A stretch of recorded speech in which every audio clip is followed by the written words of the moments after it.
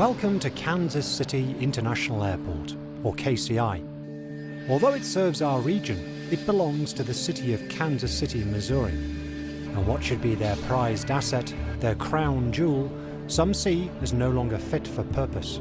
This is potentially 200 people in a small gate area with no access to move around. We know something needs to be done at the airport. But the scramble this year to award the contract to build a new terminal has raised concerns about how City Hall does business. I think our credibility has taken a huge hit nationwide. I don't know what to make. I'm flabbergasted. On November the 7th, a new single terminal will be on the ballot for voters in Kansas City, Missouri. But whatever the outcome, someone change is made at City Hall. Every day, there are a lot of things that we just do at City Hall because that's how we do them, right?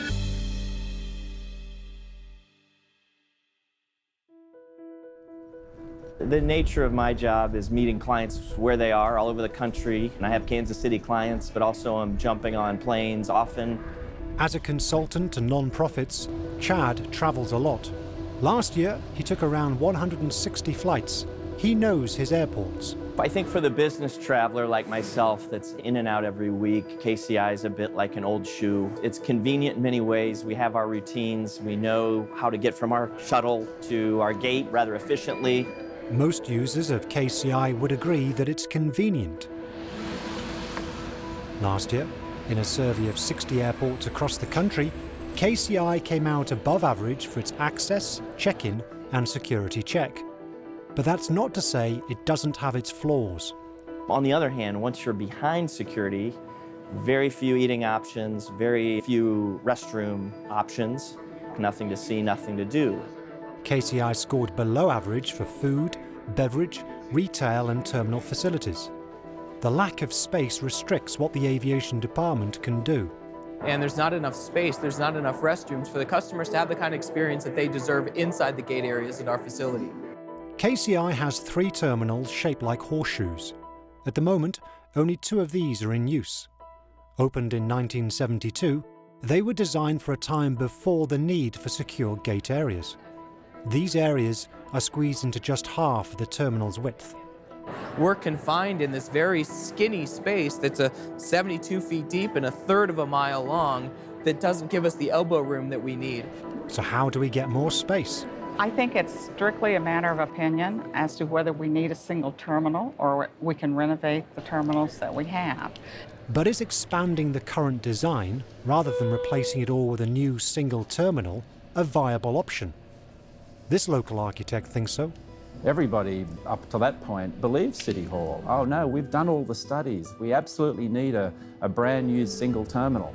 In December of 2015, Councilwoman Teresa Law got in touch with Stacey Jones. I just said, I want to see if we can do something with these current terminals. So we associated with a firm called Woods Bagot, who have done a tremendous amount of airport work throughout the world. We also brought in some civil engineers and we sat around the table and we nutted out the problem. After 2 days, the group came up with a design for a remodel. Add 100 feet of width to the existing building where the roadway currently is. There is a sensible solution in there for retaining what we have, but building upon the good aspects. Now, if they had 6 months, they probably could have done a hell of a lot better, but where they're at now, it was pretty doggone good. But some weren't overly enthused. We thought it was going to be welcomed with open arms. Well, guess what? It went down like a lead balloon. It was not what City Hall wanted to hear. Why? I don't know. I'm an architect. I'm not a politician. Councilwoman Law couldn't get city leaders to formally consider the plan, and the airlines concluded that it didn't meet their future needs. In April of 2016, after more than 2 years of joint study and negotiation, the aviation department and the airlines made a final recommendation to council for a new single terminal. But why is renovation not an option? We've been remodeling for 45 years. The question is, what about the next 45 years? Can we really remodel to get there? And that was the conversation with the airlines, and the airlines said, we don't support that. But in Texas, Dallas-Fort Worth Airport has recently been renovating its old horseshoe-shaped terminals rather than replacing them. They're larger than KCI's and opened 2 years afterwards in 1974. As recently as 2013, a major airline at KCI was lukewarm on the idea of a new single terminal. It was the issue of cost that helped convince them. And once they understood the cost and understood the things that we can't do inside of this facility, it was their preference at that time to say, let's stop looking at renovations and start looking at new. The aviation department say that Crawford's remodeling plan would cost as much as a new single terminal. I believe that the Crawford plan showed that doing one terminal was about $300 million. We would have to do all three, which takes us to about $1 billion, and that's the price of the new terminal. Well, that's a very convenient answer. Show us the money. I have to imagine that the new single terminal will cost more, way more than $1 billion. For City Hall and the airlines, a remodeled airport is off the table at the moment. But that may change if a new single terminal doesn't carry the vote on November the 7th. We know something needs to be done, and with that in mind, maybe that renovation piece can be an option. According to the aviation department, only around 12% of KCI's customers are residents of Kansas City, Missouri. And yet it's that city's voters who'll get to decide what happens here. Why is that? Well, it's because the city owns the airport, and in December of 2013, Santa paid a visit to City Hall. We were a relatively new organization trying to get some attention for our group, and I told the guys, I said, you know, I've got a Santa suit. Dan Coffey's group uses petitions to fight City Hall in a number of policy areas. Sam, are you a Kansas City, Missouri registered voter? These include the proposed downtown convention hotel and the airport. The present he dropped off that December at City Hall was a petition requiring a public vote on a new single terminal. All the vote on November 7th is going to do is say, give us permission to destroy the airport you have now and build a new one. Trust us, we'll build something really nice. Well, I got to tell you, there is no trust. People do not trust our city government anymore. The mayor, the city manager, the aviation department and much of the council want a new single terminal. When you get realistic about it, there is a need for a new facility. But it'll only happen if people trust their judgment. The aviation department was taking steps to win that trust. In April of 17, we sought to engage the community through listening sessions, and we met with about 40 different neighborhood groups and to help everyone identify the need. It was all going smoothly, and then this happened. But all I'm asking for today is for the people. I learned about the recommendation about 36 hours before a press conference, so that was new. He wasn't the only one surprised. The majority of the council was caught completely off guard. The city manager didn't tell us about it before the press conference either. We had no idea. I think the way that the council was officially informed was that the mayor's chief of staff sent us an email, I want to say it was the night before. Do you feel that you were kept out of the loop, and if so? Oh, very much so. What happened was this. The mayor and city manager announced they were backing a sole bid from a local engineering company called Burns & McDonnell to build a $1 billion privately financed single terminal. A 20-page memorandum of understanding was already drafted. It would have given the company the exclusive right to proceed with the development. The council were asked to sign it off, but some were wondering what had happened to the system of government. Number one, the mayor to put the city manager in that position. And then for the city manager not to reach out and say, hey, you know, this is what's going on. That's his job. His job is to keep all of us abreast and informed of what's going on with the city. That's his job. Yes. He didn't do that. Yes. Should he still be in his job? Well, I mean, we have to evaluate every facet and every aspect of his job. So, you know, I'm sure we'll be having conversations about all of these things moving forward. Both the mayor and city manager wouldn't give us an interview. And our written question to the city manager as to why he didn't keep council abreast of what was happening prior to May the 12th remains unanswered. But it wasn't just that the council hadn't been kept up to speed.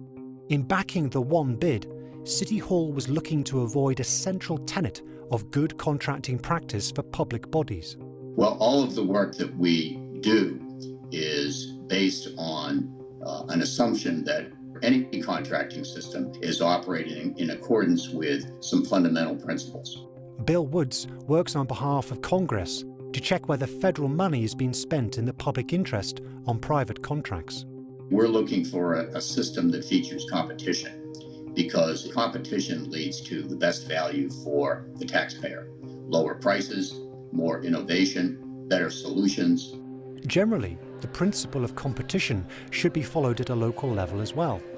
But here, the city code allows department directors, the city manager, or the council to sign off an exemption. And that's what the city manager and mayor wanted the council to do for this project. We just couldn't fathom giving $1 billion contract out with no bids. We tried to, as a council, sanitize the process. The council pushed back, and then we pushed back pretty hard. So we decided that we would open it up for bids. A multinational called AECOM had stepped forward to say it wanted to compete for the project. City Hall relented and initiated a competition which ended up with 4 teams. But, according to a California-based industry insider, some companies may have been put off. When I asked various contacts I have in the industry, both on the equity and the contractor side, if they were going to go after this project, several of them would say, and not surprisingly, that it wasn't necessarily a process that would result in it being competitively looked at. Initially, City Hall gave just 3 weeks for companies to submit their qualifications and proposals. In Diana Park's experience, the time given for this is a minimum of 6 months. The industry typically looks at it as the owner has already pre-chosen its team, and is just giving this very short window as just a courtesy to the industry.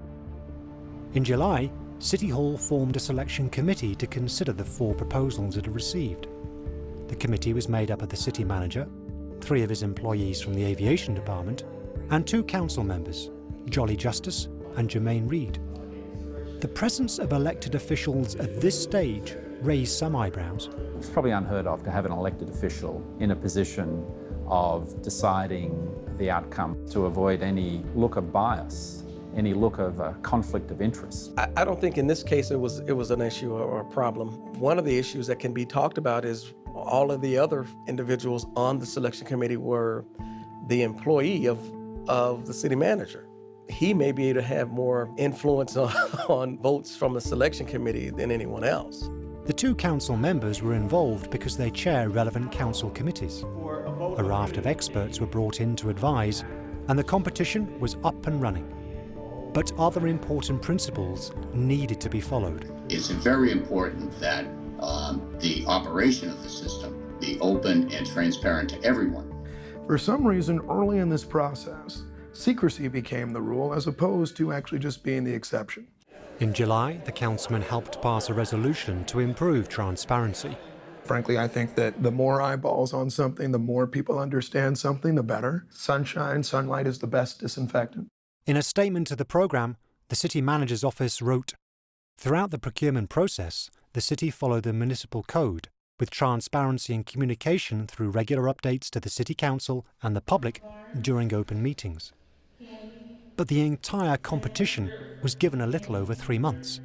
In Diana Park's experience, cities usually give it upwards of 12 months. Do you think you could sum up your thoughts of this process in a single word? Short. Too short.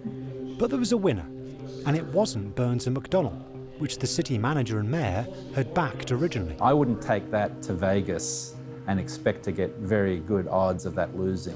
But lo and behold, the out-of-town firm from the East Coast is the one that ends up winning.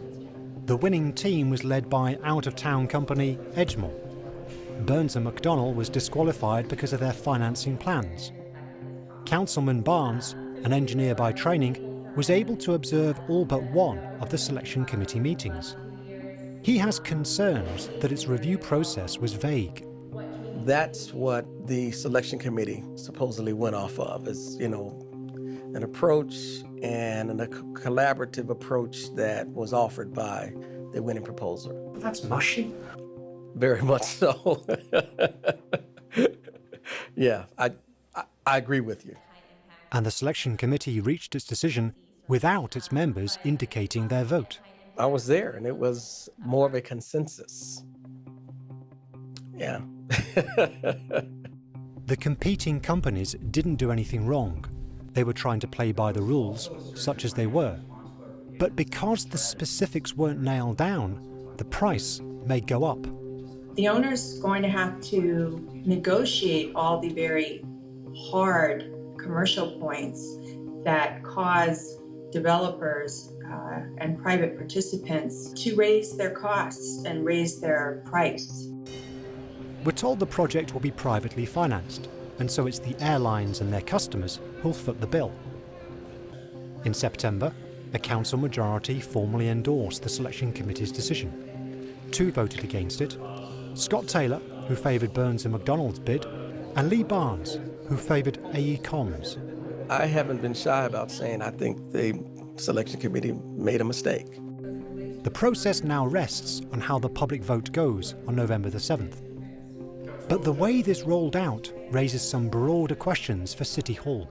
Do we have a process that provides the best information for the public, ensures competitiveness in all cases, and ensures that both council and, I think our business community understands how decisions are being made each day? The answer to that, I think, is also no. City Hall followed the rules, but the rules don't necessarily follow good practice that seeks to protect the public interest. And we've been here before. In 2008, the city auditor published a report urging the then city manager to follow good practice.